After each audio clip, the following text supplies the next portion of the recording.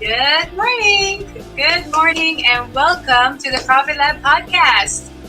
As always, we rock the morning with some rock music. Welcome.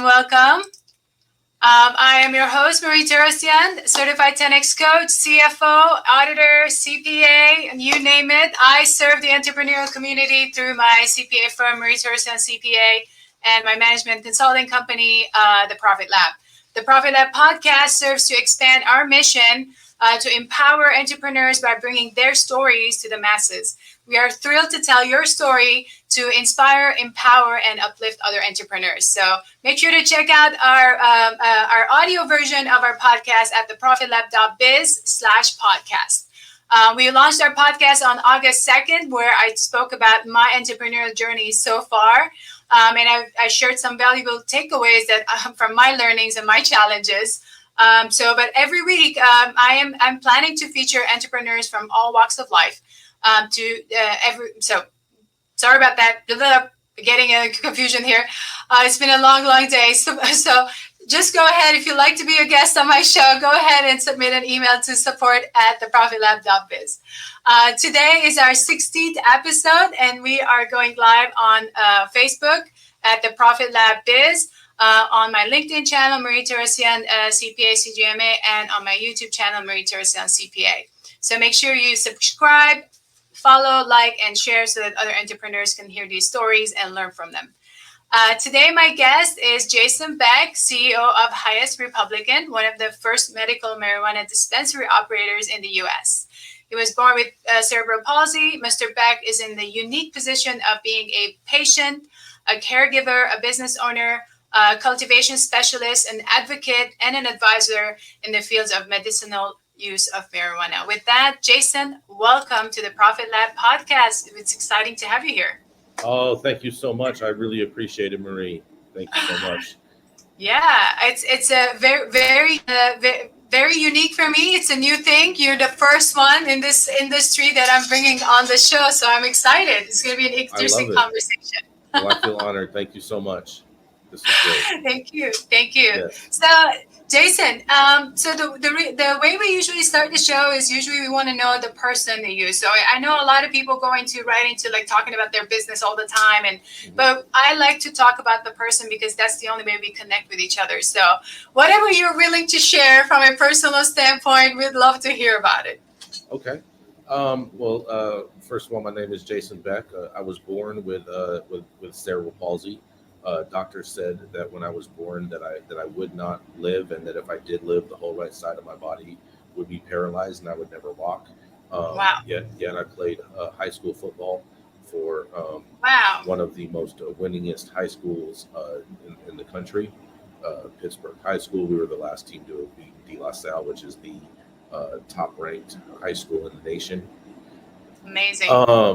And so I've always believed in perseverance and enduring through the turmoil and always persevering and continuing the goal, because ultimately you always have to wake up the next day and everyone still all puts their pants on one leg at a time. Yeah, absolutely. And congratulations for your perseverance. And that's true. That's exactly how we can stand up every day and face the day.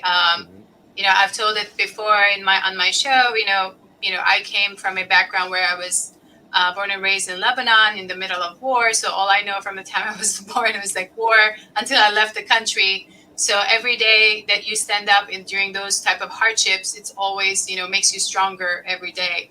Yes. So congratulations to you for continuously persevering through the hardships that you've had to face.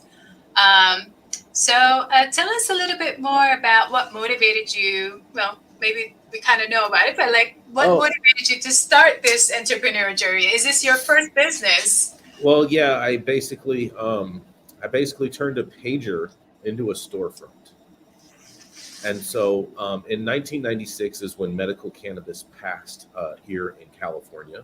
Mm-hmm. And that was actually the very first year that I was eligible to vote. So my very first vote that I ever voted was for Proposition 215 to legalize medical cannabis in the state of California.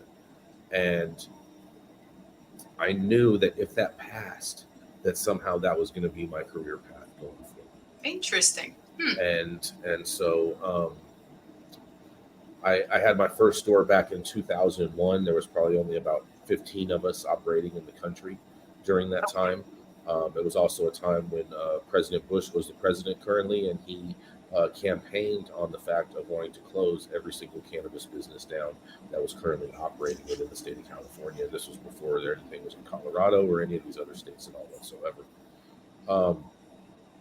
And so I got into that field, and I quickly learned that cannabis is a medical cannabis, particularly, is a political issue way before it is a business.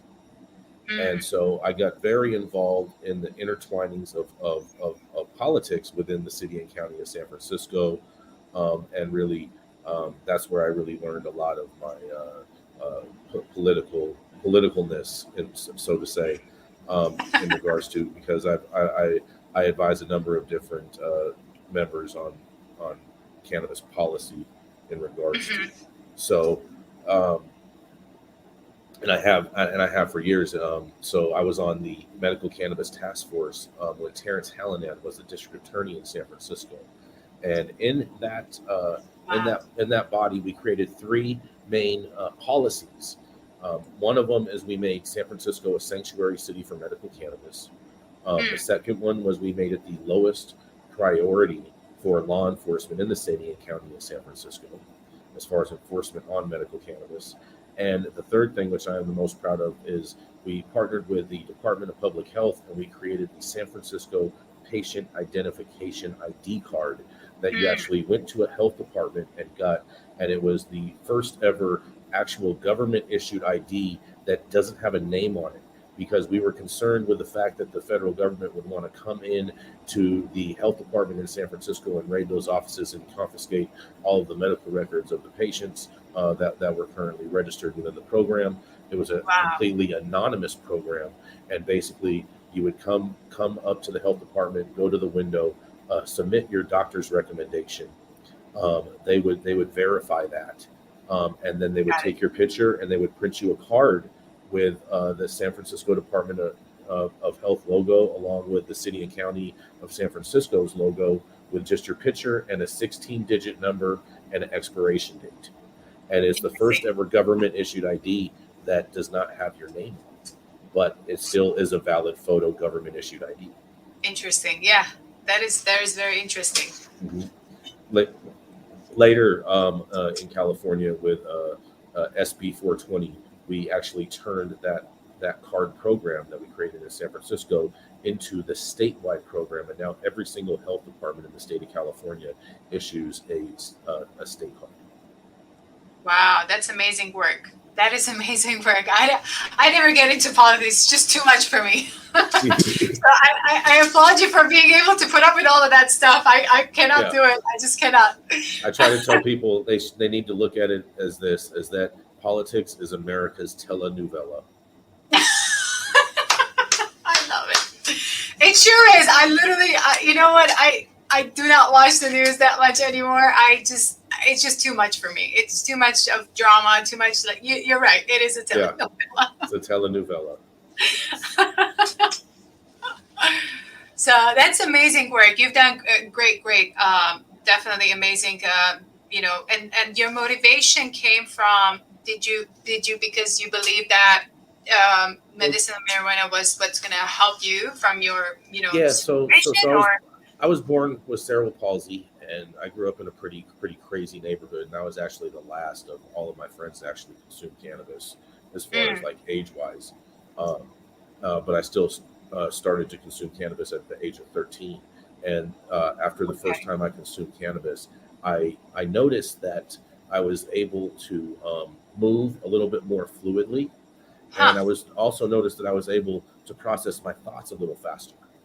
Interesting. And so I've been using it medically for my condition. It also helps with muscle spasms and a number of different things that cannabis helps with.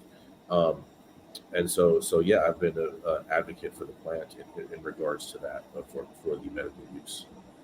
That makes sense. That makes total sense. So, and it's interesting. I mean, I have not gotten into that, in consuming that information as much as maybe I should. Maybe now I'm going to end up, listening and being more informed on this type of information. And I can see, The best way for you to get informed yeah.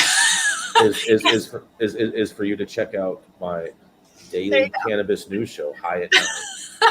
There's a website Yes. right there, guys. Yes, check let it me out. read We're it live out. on YouTube every day, Monday through Friday, 9 a.m. There you go. High noon on the East Coast. There you go. So yeah, we got to make sure that that we say the website too, so that the those who are listening can actually go and check it out. It's www.highat9.com. Yes. Highat9.com. HIGHAT, the number 9.com. There you go. Love that. Thank you so much. So, Jason, so tell us a little bit more about who has been a major impact in your life, whether as a business owner or as an advocate for medicinal marijuana. Like, who has been the most impactful person to you, or maybe an impactful moment? There's been so many people throughout the time, and I've been around a long time, and I've had cannabis business for over 20 years now. And I think that's like more than dog years. You know what I mean? When you do the 10x multiplier on that. But there's been so many people. Some people that come to mind, of course, Dennis Perone. He was the author of Proposition 215.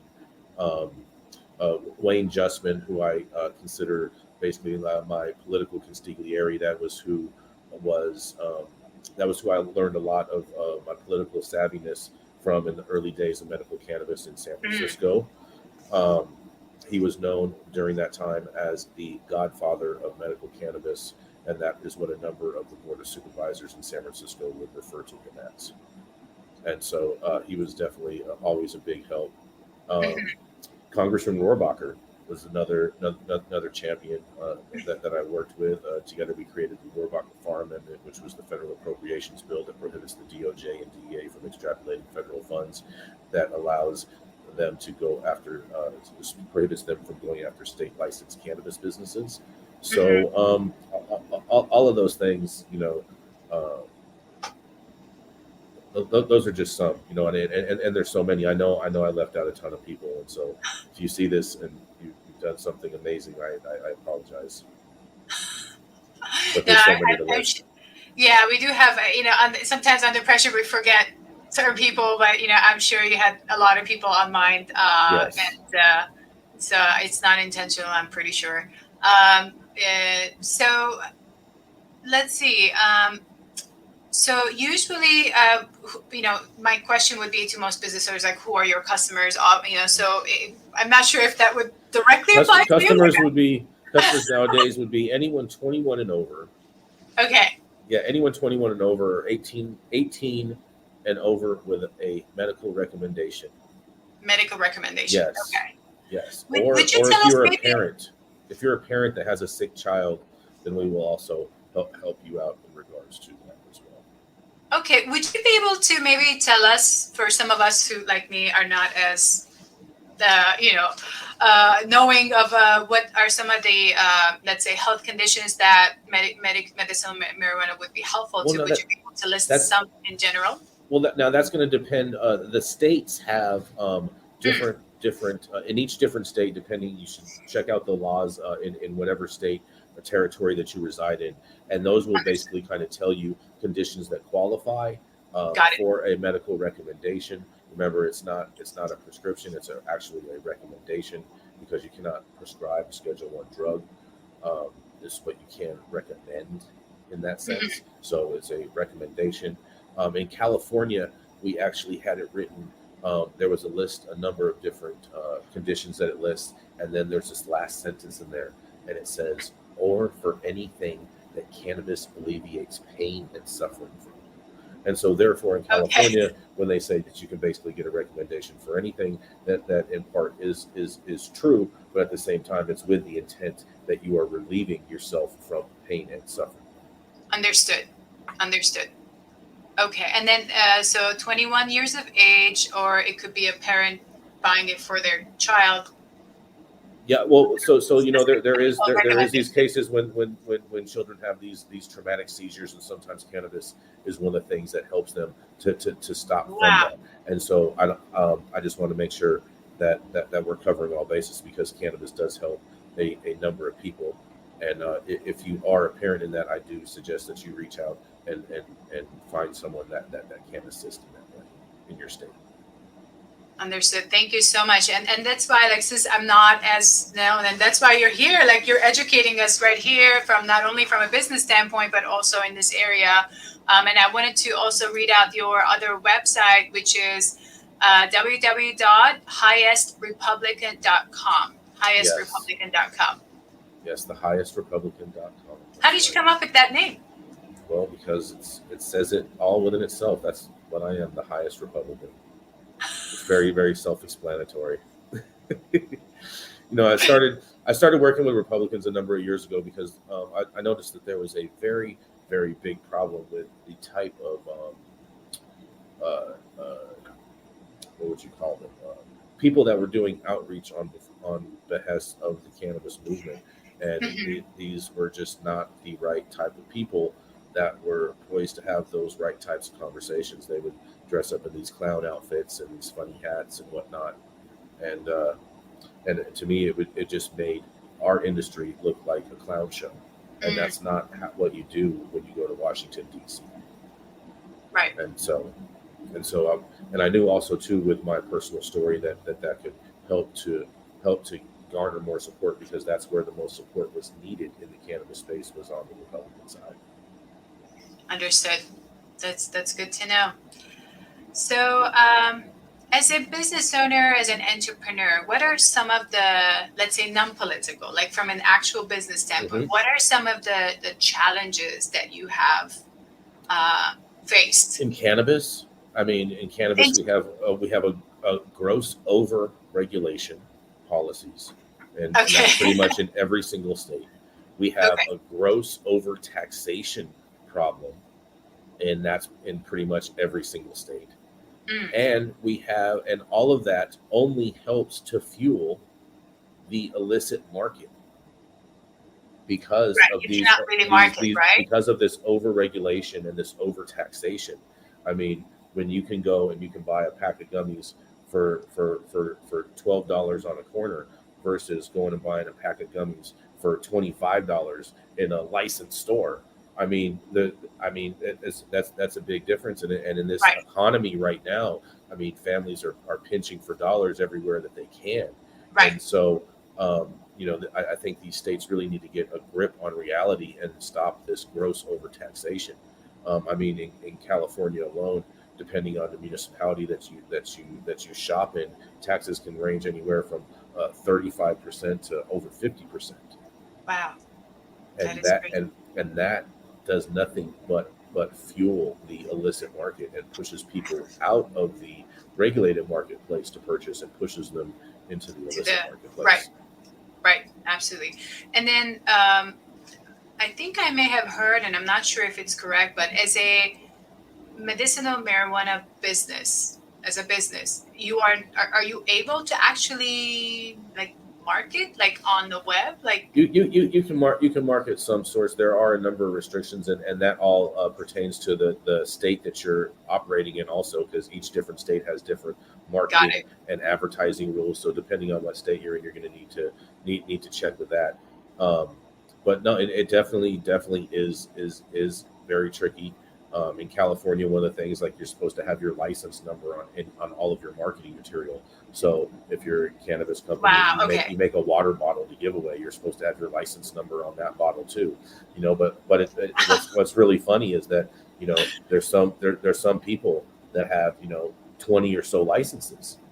And so if that is really the case, How how are could you you? supposed to fit all those 20, 30 licenses on the same merchandise? I mean, like, now you're just marketing your licensing numbers basically, instead of your actual Right. business. It doesn't make sense from a business standpoint at all. Like Yeah, it just doesn't. exactly. Yeah. Exactly. Yeah. And then I know that I know from an accounting standpoint, and I don't do specifically, this industry accounting because it's very specific with regulations. Hence Yeah. why I don't Well, do it. 280E is a killer for us. But I know other accountants that actually do specifically work on that. But I do know that that is very, very difficult as well. So that's a hindrance for the business as well, in a way, as an Exactly. industry. Yeah. Without a doubt. Without a doubt.